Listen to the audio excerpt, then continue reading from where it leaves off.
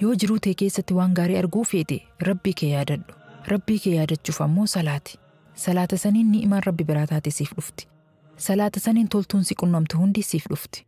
Toltu salaataatiin jiruun tee siif tolti jechuu. Subhaanallah. Ammas aayata biroo laalla. Aayata duraa keessatti rabbiin Nabi Muusaatti ajaja kenneemi. Aayata tana keessatti ammoo caalaa ambiyootaatti ajaja guddaa kenne. Suuratul Ankabuut aayaa 45ffaa. Utlu maa uuhiya ilayka minal kitaabi. Yaa Muhammad, kitaaba sirratti buufameerraa qara'i. Waaqimis salaata. Salaatas qajeelchi salaati. Maaliif salaata hoo? Ammas dubbiin deemnuuf as jirti. Inna salaata tanhaa anil fahshaa'i. Salaanni tun hojii fokkattuu hundarraa si dhorkiti. Fahshaa'a jechuun dalagaa fokkattuu hunda jechuu. As biratti waan addaa tokko isiniif himuu fedha. Yoo naannawa xuraawaa wayii dhayxanii fooliin hamtuun isinitti dhufte akkam taatan? Ni hattifattaniimi? Kana jechuun waan fayyaa keessan miidhu wayiitu bakka san jira jechuudha. Qaamni keessan waan gama funyaaniitiin seene ofirraa baasuuf hattifata. Sombi qilleensa qulqulluu malee waan alarraa seenu tokkos hin fedhu. Kanaaf irra deddeebitanii hattifattan. Daqiiqaa muraasa booda hattifachuu dhiistan. Fooliin hamaan sunis xiqqaataa deema. Inumaa turtii muraasa booda ni irraanfattanii hoo. Akka waan qaamni keessa waan sanirra hamaa ta'eefuu qophaa'e fakkaatti dubbiin. Fooliin hamaan an dubbachuu jiru. Foolii funyaaniin seenuu miti. Dilii yeroo hedduu keessa cuubamnee itti oolurraa dubbachuu jira. Telefoona keessa waan fokkataa hedduutu jira. Gama kaan yoo manaa baanus waan fokkataa hedduun marfamnee oolla. Yeroo ammaa kana addunyaa waan fokkataa hedduun laaqamtee jirti. Inumaa gariin namaa dalagaa fokkattuu hedduu akka diliitti ilaaluu dhiisee jira. Akkuma funyaan namaa foolii fokkataa qaamatti fudhatee irraanfatutti, qalbiin teenyas yoo dilii keessa cuuphamte qaamatti fudhatti. Inumaa dilii sanirra caalutti deemti. Wanti sanirra hamaa maali? Wal munkar. Munkara jechuun ammoo wantoota akka shirkiitii fi diin keessaa bahuu fa'a. Waan islaamummaa keessaa nama baasu jechuudha. Salaanni munkara irraa hissi dhorkiti. Ammas faayidaa salaataa guddoo tokko isiniif hima. Suuratul Ma'aarij aayaa 19. Innal insaana khuliqa haluu'aa. Dhugumatti ilmi namaa kan obsa hin qabne ta'ee uumame. Izaa massahu sharru jazuu'aa. Yoo hamtuun isa tuyxe ni hiraara. Maali diliin tiyya? Rabbiin maaliif rakkoo tana natti fide? Saahibban tiyya V8 oofan. Kun viillaa qaba. Kun iPhone model haaraa qaba. An kophee magaarii hun qabu. Sanirraan jiruun tiyya halkanii fi guyyaa qormaata. Maali diliin tiyya jedhee halkanii guyyaa hiraara. Booda Rabbiin irraa jijjiiree jiruu itti bal'isa. Qananii isarraa taate itti roobsee alaamana isaa toltuun guuta. Gaafa kana hoo namni kun maal ta'a? Wa izaa massahu alkhayru manuu'aa. Gaafa toltuun itti roobde ammoo ni qorqooda. Yoo rakkataan dhufee gargaarsa gaafate duniyaa tana laaftutti fideesee ta'a. Bar halkanii guyyaa hirriba dhabee dafqa kiyya gannaqee fidee taphatti fideesee ta'a. Akkuma laaftutti argadhee sitti fakkaata. Saahibiin duraa hiiqe fayyaa qabdaa deemi dalagadhu jedhee miskiina rakkatee itti dhufe ari'a. Akkana ilmi namaa. Achi booda Rabbiin warra waan kanarraa qulqulluu ta'e adda baasee dubbate. Illa almusalliin. Warra salaatu malee. Warra haala kamiin salaatu. Allaziina hum alaa salaatihim daa'imuun. Warra salaata isaanii walitti dhaabanii salaatan. Warra gaafa itti tole salaatee gaafa fedhe dhiisuu miti. Warra yeroo hunda waqtii isii eeggatee salaata ruuhii qabdu walitti dhaabee salaate jechuudha.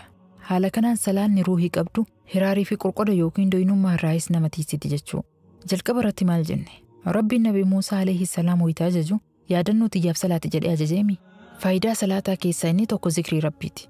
Salaanni Rabbiin nama yaadachiisti. Namni yeroo hunda Rabbii isaa yaadatu laaftutti dilitti hin cuubamu. Khayrii dalaguu heddummeessa. Aayata itti aantu keessatti ammoo Rabbii wayita Nabi Muhammad sallallahu alayhi wasallam ajaju salaanni faahshaa'aa fi munkara irraa nama tiisiti jedheen. Tunis faayidaa guddoo salaanni qabdurraayi. Sadaffaa irratti immoo salaanni hiraarii fi qorqoda yookiin doyinummaa irraa nama tiisuu isii ilaalle. As biratti gaaffii akkaan barbaachistu takkatu jira. Gaaffii tana nama hedduutu gaafata. Ani guyyuu salaata 5 salaatu jira. Guyyaa takkas dhiisee hin beeku. Garuu waan fokkataa irraa hin tiifamne. Salaanni tiyya waan fokkataa irraa na tiisutti hin jirtu. Cinqaa fi hiraarii akkasuma doyinummaa irraallee na tiisutti hin jirtu. Duuba osoo Rabbiin salaanni waan fokkattuu irraa isin tiisiti jedhu, osoo Rabbiin salaanni hiraarii fi doyinummaa irraa isin tiisiti jedhu, ani maaliif hamtuu irraa tiifamuu dhabee jedhaa gaafata namni hedduu. Fakkeenya laaftuu namni hundi hubachuu danda'u isiniif hima. Gurbaa barnoota akkaan jibbu tokkotu jira. Gurbaan kun guyyaa takkas mana barnootaa irraa hafee hin beeku. Ammoo guyyaa takkallee baratee hin beeku. Maal jechuu kun? Namni guyyaa hunda mana barnootaa dhaqu akkamittiin baranne jedhama jettanii of gaafachuu jirtan natti fakkaata.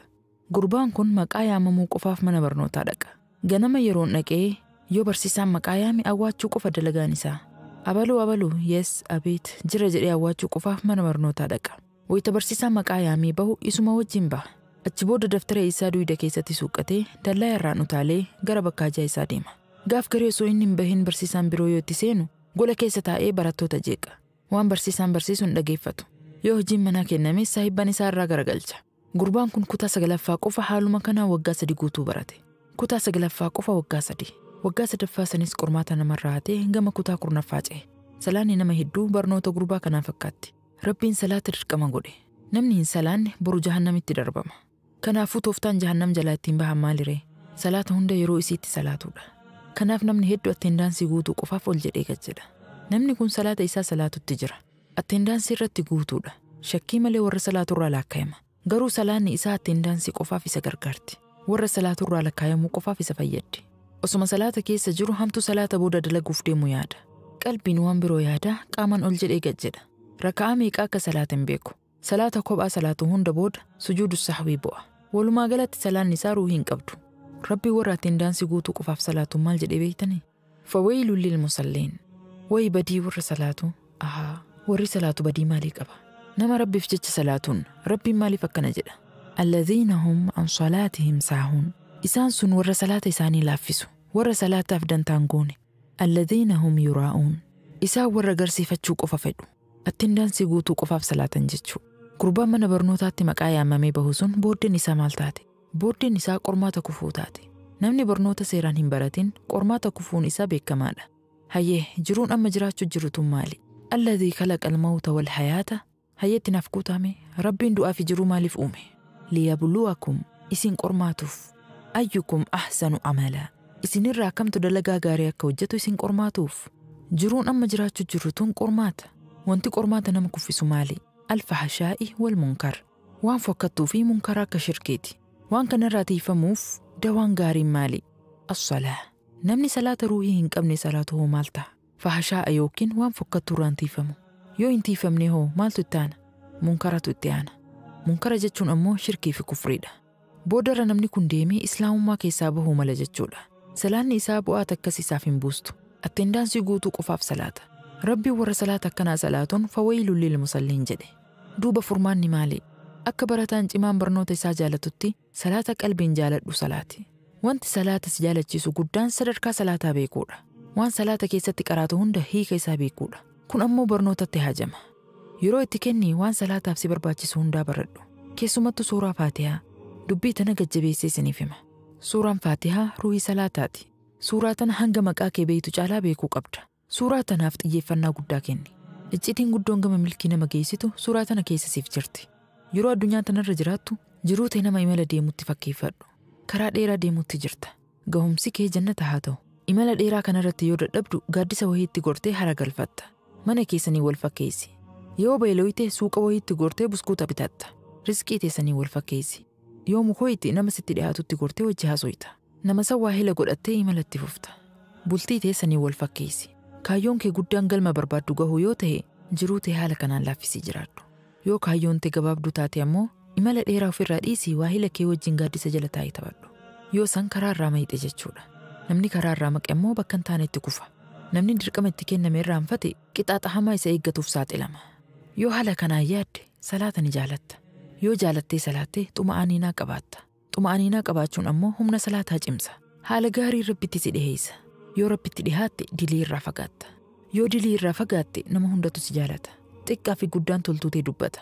Waan boruu Rabbi biraa badhaafamuuf deemtu qofa osoo hin taane addunyaa tanarrattuu kabajaa guddoo argatta. Way bareedina salaataa. Rabbi warra dhugaan salaata jaalatee salaatee addunyaa akhiraa ittiin milkaa'urraa nu haa godhu. Namoonni haaraa dhuftan subscribe godhuu hin dagatinaa. Laayikii fi sheer godhuu sin irraanfatinaa. Yaada keessan koomenti irratti katabaa. Fi amaanillah.